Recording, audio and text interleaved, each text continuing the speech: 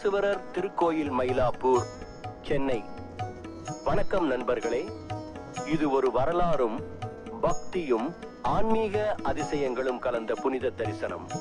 இன்று நாம் பார்க்க போகும் அருள்மிகு கபாலீஸ்வரர் திருக்கோயில் என்பது வெறும் ஒரு கோயில் அல்ல. இது தெய்வீக வரலாறுகளால் மெருகூட்டப்பட்ட திருமயிலை எனும் தலத்தின் இதயமாம். தல வரலாறு: 2000 ஆண்டுகளுக்கு முன் வந்த கிரேக்க ஆசான் தாலமி கூட இவ்வூரை மல்லியார்பா என பதிவு செய்துள்ளார். வணிகமும் பண்பாடும் செழித்து வளைந்த இந்த இடத்தில் திருவள்ளுவர் வாழ்ந்ததை கேட்டால் பெருமை கொள்கிறோம், இல்லையா? 7ஆம் நூற்றாண்டில் சைவ நாயன்மார்கள் திருஞான சம்பந்தர் மற்றும் அப்பர் பாடியிருக்கும் இந்த தலம் 1566இல் போர்ச்சுகீசியர்களால் சேதமடைந்ததாலும் பின்னர் 300 ஆண்டுகளுக்கு முன்பு மீண்டும் எழுப்பப்பட்டது என்பதும் குறிப்பிடத்தக்கது. தல புராணம்: உமாதேவியார் மயில் உருவம் எடுத்து சிவனை வணங்கிய புனித தரிசனம் இது. புன்னை மரத்தின் அடியில் உமையம்மை தவமிருந்த அந்த இடம் இன்று கோயிலின் தலவிருட்சமாக இருக்கிறது. இறைவனிடம் ஐந்தெழுத்தின் மகிமையை கேட்கும் தருணத்தில் ஒரு மயிலாடலால் கவனம் சிதறிய உமாதேவியார் மீது சிவன் சாபமிடுகிறார்.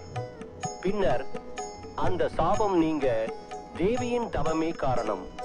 இறைவனின் கிருபையால் கற்பகவல்லி என்ற பெயருடன் பக்தர்களுக்கு பேறு தரும் தெய்வமாய் விளங்குகிறார்.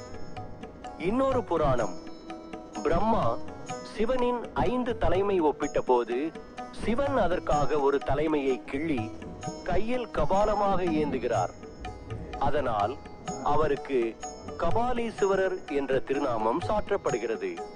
இதனால் இந்த தலம் கபாலீஸ்வரம் என அழைக்கப்படுகிறது. இலக்கிய பின்புலம்: திருஞான சம்பந்தரின் மட்டிட்ட புன்னையங்கானல் என்ற பதிகம் மயிலையின் முதன்மை இலக்கிய சான்று. இதில் அங்கம்பூம்பாவை என்ற பக்தையின் உயிரை திருப்பி எழுப்பிய சங்கீத அதிசயத்தை பற்றி நாம் அறிகிறோம். இப்பதிகங்கள் மயிலையின் தெய்வீக பண்பையும் விழாக்களையும் எடுத்துரைக்கின்றன. இந்த காணொளி உங்களின் மனதை தொட்டிருந்தால் லைக் பண்ணுங்க, பகிருங்க மற்றும் டிவைன் டேல்ஸ் யூடியூப் சேனலை சப்ஸ்கிரைப் பண்ணுங்க. இன்னும் பல அரிய தல வரலாறுகளையும் ஆன்மீக ரகசியங்களையும் விரைவில் காணலாம்.